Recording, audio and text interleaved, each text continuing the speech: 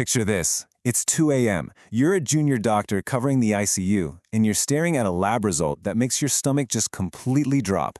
You make a frantic, late-night call to your senior nephrologist. You're panicking, right? Because your patient's sodium is crashing. And in a medical world, a crashing sodium level is an alarm bell you literally cannot ignore. But as we're going to see in this explainer, sometimes the numbers on the screen are entirely deceiving. Let's dive into the case of the misleading sodium. So, you tell your very sleepy mentor the terrifying news. The patient's sodium was 124 earlier today, and now it's plummeted to 119. They're critically low. Your instinct, the one drilled into your head during training, kicks in instantly. You ask, do I push 3% saline? You want to give that hypertonic saline to rapidly replace the missing sodium before the patient's brain begins to swell. But your mentor, they don't panic. Instead, with that calm, annoying precision of a seasoned expert, they interrupt you and ask one highly specific question. Before you do anything, what's his glucose? You check the chart. You tell him, his glucose is 300, and bam. This is the pivot point. Your senior doctor stops you right there and calmly states that the lab result of 119 is effectively lying to you. The sodium might not actually be 119 at all. Now, as a medical student or a junior doctor, this goes against every fiber of your being.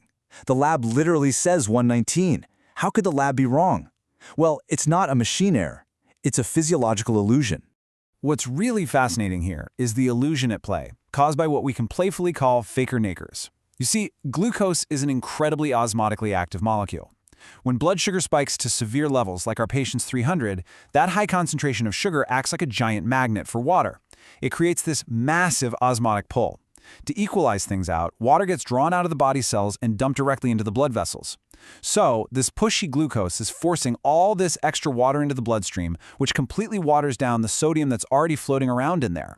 Which brings us to a formal medical definition you absolutely need to commit to memory: translocational hyponatremia. You might also hear folks call it pseudo-hyponatremia or dilutional hyponatremia. The absolutely crucial takeaway here is that the sodium didn't just pack its bags and leave the patient's body. It hasn't been lost. It is just temporarily diluted by that massive influx of water driven by the high glucose. It only looks low because there's suddenly so much extra fluid in the blood. Because of this translocational shift, clinicians cannot and must not trust those initial lab results at face value. If you just blindly react to the number 119, you're treating an illusion. To figure out if your patient actually has true, dangerous hyponatremia or just a temporary fluid shift caused by a sugar spike, you have to step back, grab a calculator, and figure out the corrected sodium. Yep, it's time to do some simple math.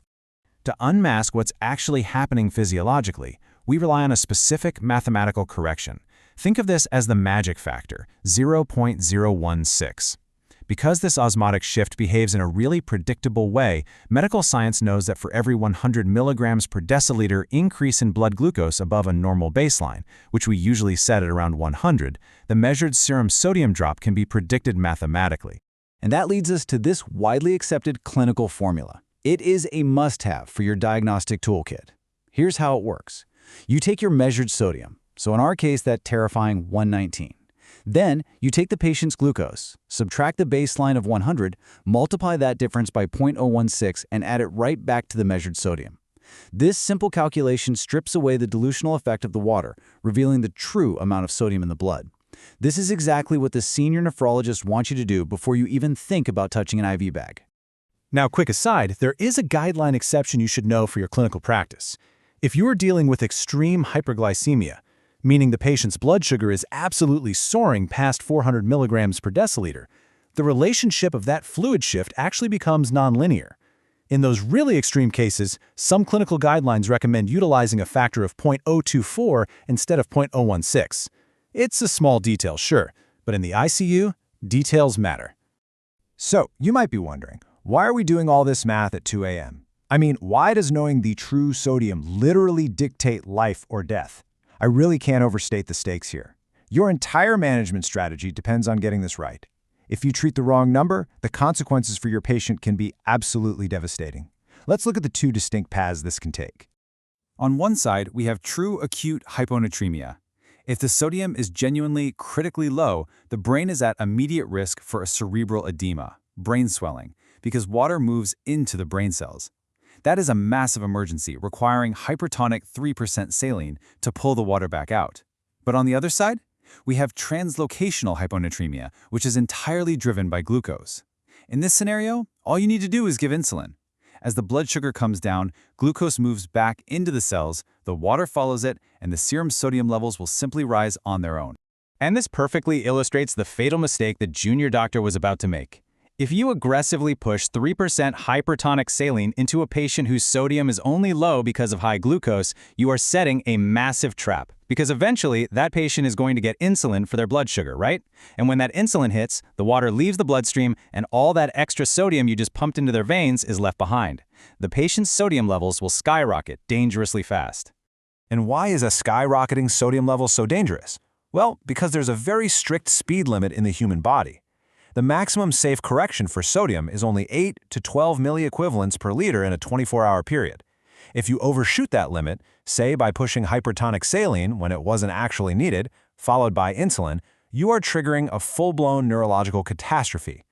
Correcting sodium too rapidly causes a terrifying condition known as central pontine myelin lysis, or CPM. This is a catastrophic, irreversible neurologic condition. When the sodium levels in the blood rise too fast, water is violently ripped out of brain cells. This process actually destroys the myelin sheath, the protective coating, around the nerves in the brainstem. The damage is permanent. And this is exactly why your senior mentor stepped in to stop you from chasing the wrong lab value. Okay, so how do we prevent this? Here is your practical, rapid-fire action plan. Your ER sodium checklist. If you see acute hyponatremia, step 1, check the glucose immediately. Step 2, calculate the corrected sodium using your .016 formula. Step 3, treat the underlying driver. If the true corrected sodium is totally fine, put away the saline and reach for the insulin. It's that straightforward. If there's one core lesson you take away from this late-night mentorship session, it is this. Always treat the metabolic driver. Don't chase a misleading lab value. Your job as a clinician is to understand the physiology happening beneath the numbers. By monitoring glucose, you ensure that you're fixing the root cause, that tricky osmotic shift, rather than blindly reacting to a symptom of it. Having successfully averted a medical crisis and delivered an absolute masterclass in translocational hyponatremia over the phone, our wonderfully sleep-deprived nephrologist checks out with just the perfect quirky sign-off. Now I'm going to quickly go tuck in my salt shakers before bed. It's a funny end to a really high-stakes conversation, but it highlights the cool, collected nature of someone who truly understands the body's chemistry. Which brings us to the end of our diagnostic guide. We've seen how glucose can act like a magician, making sodium appear to just vanish into thin air. So I'll leave you with this thought. Next time you're on the floor and you see a frightening lab value flashing in red on your screen, will you blindly treat the number staring back at you? Or will you stop, do the math, and ask what it's hiding? Keep questioning, keep learning, and I'll catch you in the next explainer.